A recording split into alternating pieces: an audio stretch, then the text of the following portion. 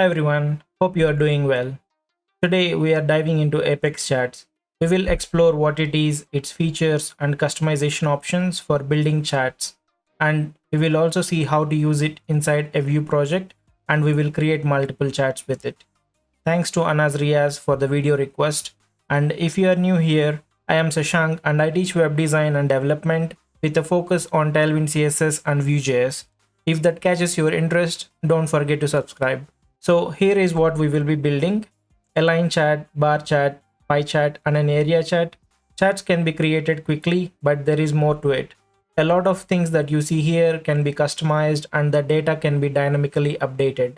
So don't leave the video in a rush. Watch till the end to fully understand how it works and how we can use it so that you don't need to rewatch it multiple times. Let's get started. What is ApexCharts? It is a modern JavaScript chart library that offers a variety of chart types and customization options. Using libraries like this provides many features right away without needing to build everything from scratch. With ApexCharts, we can create interactive and dynamic charts quickly and easily. It also integrates smoothly with the Vue framework. Let's see what ApexCharts offers. It offers some properties to customize chart appearance and behavior. Here is the list. Series, it is an array containing the data to be displayed on the chart. The type specifies the type of chart, for example, line, area, bar, etc. The width and height defines the chart's width and height, and options are used to adjust the chart settings. Think of series as the data and options as customization settings. It also provides some methods to dynamically update charts. We will not cover all of these, but we will cover the commonly used methods, which are updateSeries and updateOptions. UpdateSeries modifies the data inside the chart, and updateOptions changes the chart settings. I don't understand why, but the official website does not work except for the homepage, so I can't see documentation. However, I'll share some links below so you can go through them if you want to learn more about it. Now let's install ApexCharts. Here I am in my VS Code. I have installed Vue.js and Tailwind CSS for styling and nothing else. And I have removed all the boilerplate code from the source folder. It's an empty Vue component, main.css with Tailwind code, and main.js, which comes by default. Let me open the terminal and close the sidebar. Now to install ApexCharts, we need to use the command npm install ApexCharts.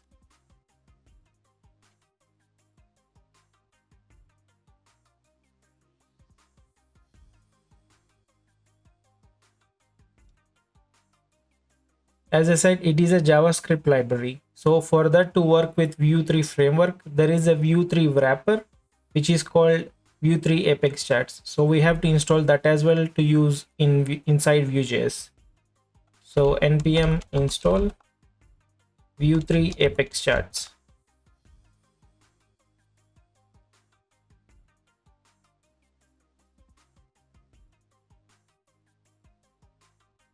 Now let's run the project by using npm run dev command.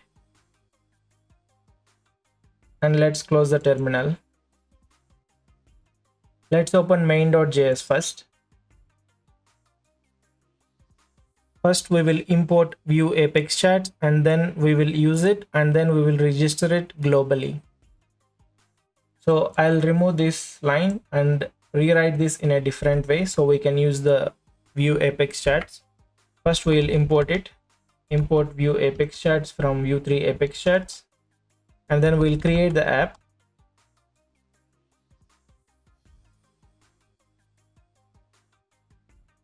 Then we will use Vue ApexCharts,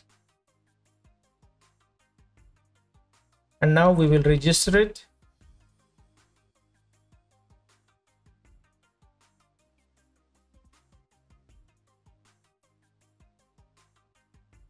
In Vue.js, we have two types of registration: global registration and local registration. I won't go deep in it, but global registration is something that when we want to use a library or component throughout the project, we will register the component inside the main.js. So now we can use it in the entire project. Local registration means you import and use the component only in that particular component that you want to use. Chats, generally we use it in different components, so I'm registering it here. And we will finally mount the app.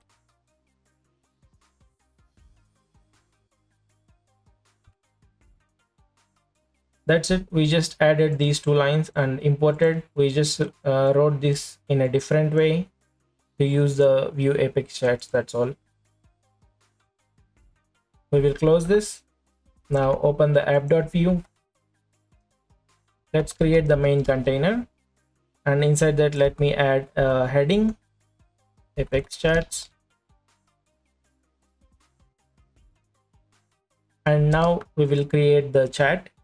The process is simple. We will use this component, ApexChat, and for this we need three things.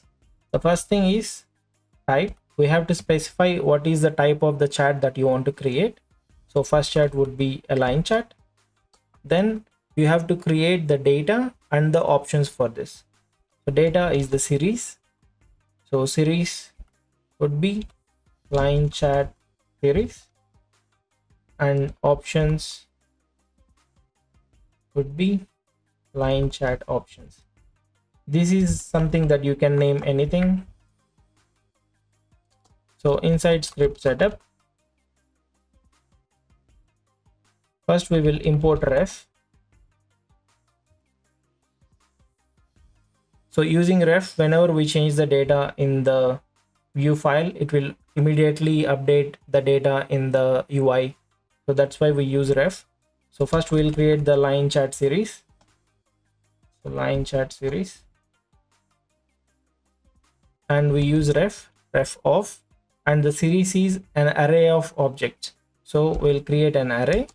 Inside that we'll create an object, and we'll give a name to the data, for example sales, and then we'll create the actual data. I'll give some random numbers here.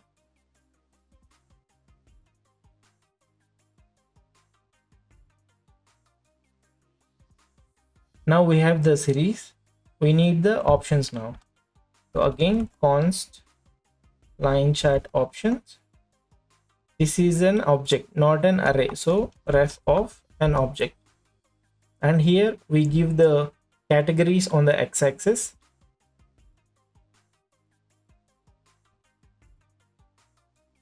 Categories is the specific term we have to use.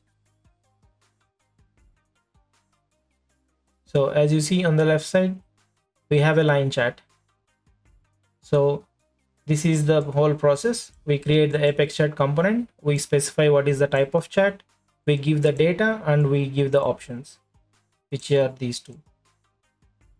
Now let's style this page a bit so that we can see the chats better when we add the other chats. I'll make it a flex container. I'll give a gap of 16 and padding of 24, and I'll center the items, and I'll add a background to this.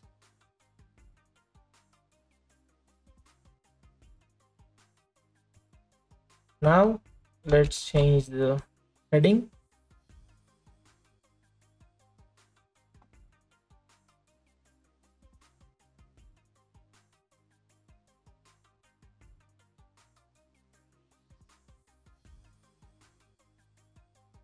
Now we'll keep the chat inside a container. We can give width and height properties here for the ApexChat, but I prefer to use the Tailwind for that. It's easier to manage. I'll give a width of 2x3, and I'll make the background white. I'll make the edges rounded and give a padding of 4. This looks better now. Let me add a heading in here, just a line chat.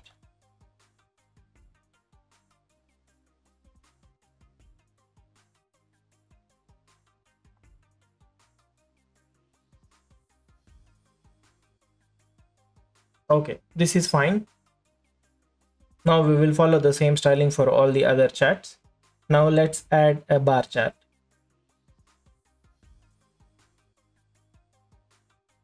I'll add a comment, line chart. Now we'll copy this section and paste it, and we will change the required things. So it's a bar chart. We'll replace the text, and here in the type we write bar, and we'll create new bar chart series and bar chart options. I'll collapse this.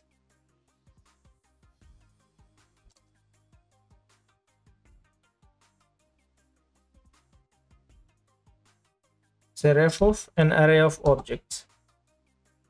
We'll create an object and we'll give a name to the data, that is revenue in this case, and then the data values, it's an array of items.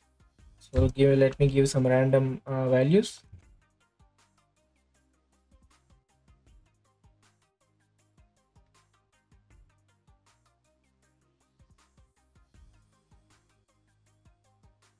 Okay, we have to give the bar chart options as well. So const bar chart options, ref object, and here we'll give the x-axis categories, and we'll use the same months.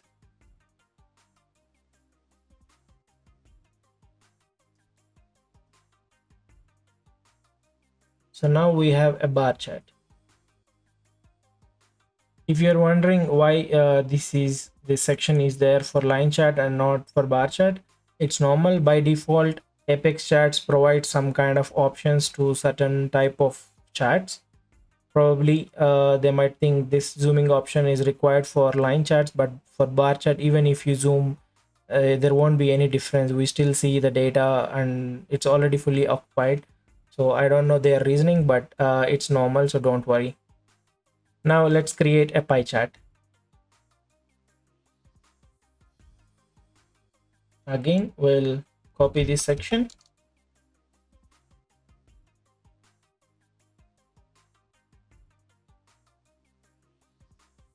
We'll change the bar chart to pie chart, and we'll change the type to pie, and we'll create pie chart series and pie chart options.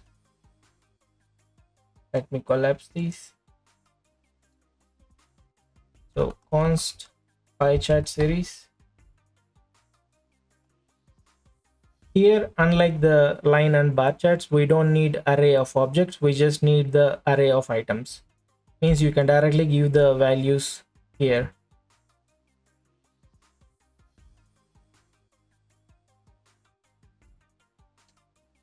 And for const pie chart options,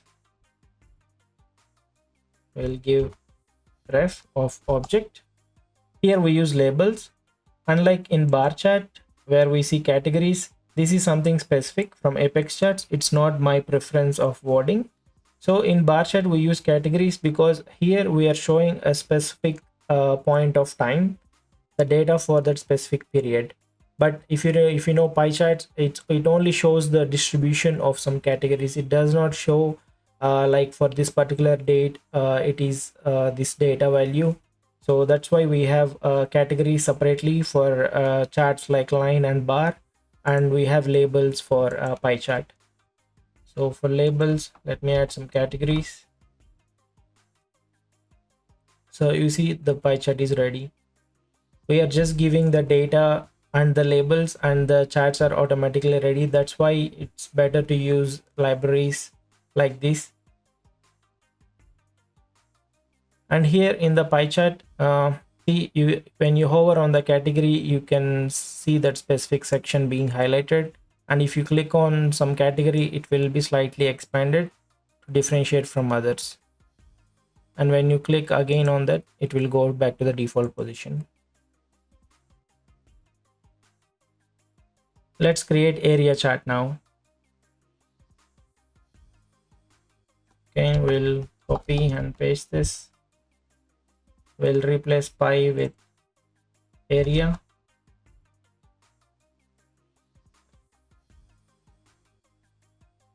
And in Apex chart type also, we'll change it to area. Then we'll create two new constants, area chart series and area chart options.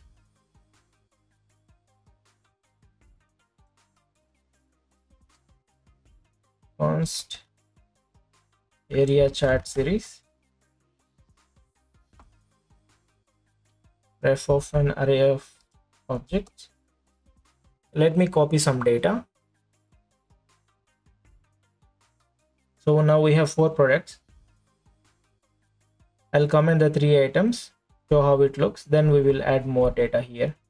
And we should also add the area chart options.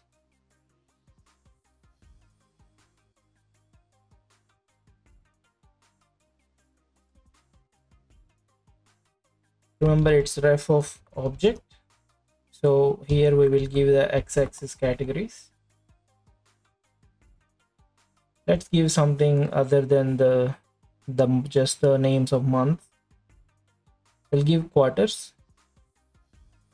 So now we have the data of product A for quarters. Let's see. So here is how the area chart looks by default. So we are done creating the basic version of these 4 charts. Now we will see how we can customize this further, and after that we will see how we can use methods on these. Let's customize bar chart and then the area chart.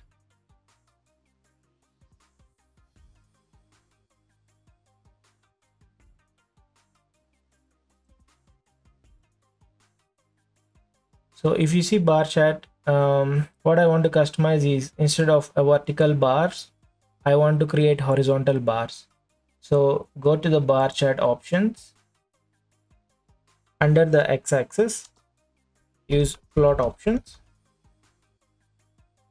and in that specify the bar.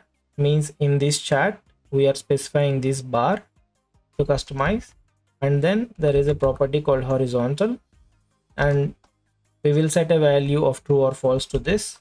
If we use false, then it's vertical by default. So if the horizontal is true, then the bars will be placed horizontally. Now we'll also customize area chart. Let's collapse this from the area chart options. We'll customize this area chart a lot, so you know like what are the options there are. Please know that most of the options will be applied to all the charts, but there will be some specific options that can be applied only to a particular type of chart. For example, now we've seen this plot options. Now this horizontal and vertical works in this because we can clearly see that the bars can be placed horizontally or vertically. But if you want to apply that to pie chart, we can't because it's a circle. So just know that. Now we will customize this area chart more so that we know what are the options that are available, and then you can use that knowledge to customize all the other charts. So in the area charts, you see these zoom options. I don't want this, it's not required for me. So if I want to hide it, I will do like this. So I'll use the chart. Inside the chart, I specify the type, which is area, and in this chart type, I want the zoom to be disabled. So we have an option zoom, and we use the enable property and set it to false. So now zoom is false, means that option will go away. See, now there is no option here. The next thing is, I don't like how these data labels are shown on the graph. I have the y-axis to see that, so I want to remove this. So let me remove that. Under the chart, you can create a new property, data labels, and same we use the enabled and set the value of it to false. See, now we don't see the data labels. Then probably on the left side y-axis you see there are numbers, but you don't know what those numbers are. Maybe we can add units beside these numbers, like 30 units, 40 units, like that. So to do that, what we can do is we will first use the y-axis, because we want to change this in y-axis, and we select labels and we use formatter, and we can write a function here. So we write a small function which takes the value as an argument, and then we will return the same value, but we will add some text to it. So return backcaps backtick. We are returning the value and we will add units beside that. Now if I save, we will see instead of just the 40-50, we will see units beside that. You see, that's how we can format the y-axis labels. I think that's enough for the customization. Now let's see how we can use the methods. Before that, let me show you how the area chart looks with multiple products. Now we have product A. Let's uncomment this. See, we have 4 products now. I just wanted to show this because here we have the products, and when you hover on it, you can see a specific chart is highlighted, and if you actually click on it, it will disappear. So you can, if you want to see only a selected charts, then you can just select those charts and see it clearly like that. I just wanted to show that.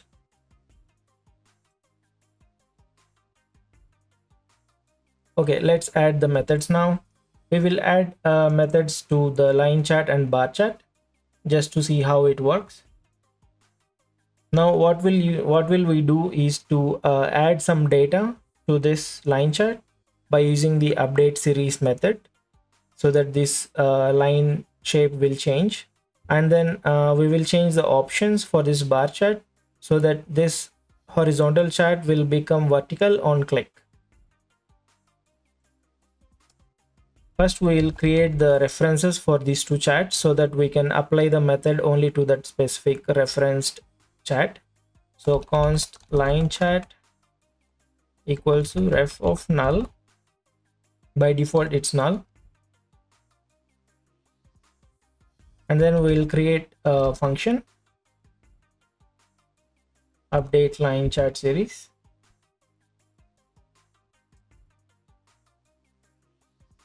And then we'll use line chart and dot value,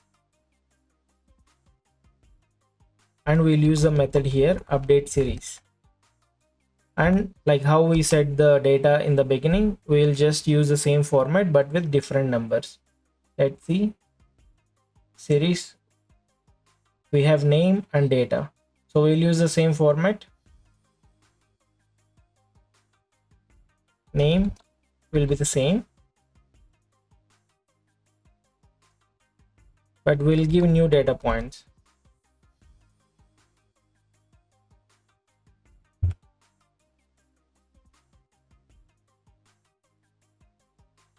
Let me save this. Now we have a function that can update the series of this line chart. Now we need a button to trigger this function on click. So let's go to the line chart. Let's collapse these other charts. Now let's create a button here, updateSeries, and style it.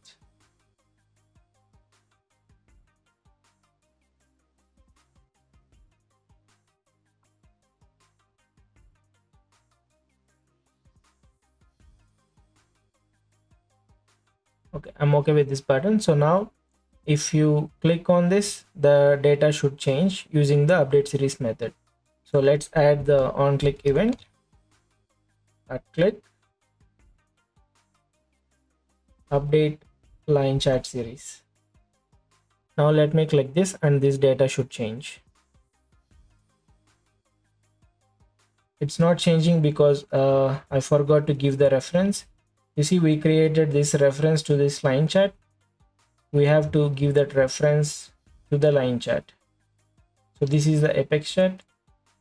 We should add the reference line chat, and now it is connected because here in this function we are using this reference line chat to change the value. So if we don't give the reference, it will not work. Now it should work. Let's save and click on update series, and you see the data changed. Let's refresh. Now click on update series. See, the data is changed. So that's how we use update series. Let's collapse this. Now let's use update options for the bar chart. Let's give reference to this.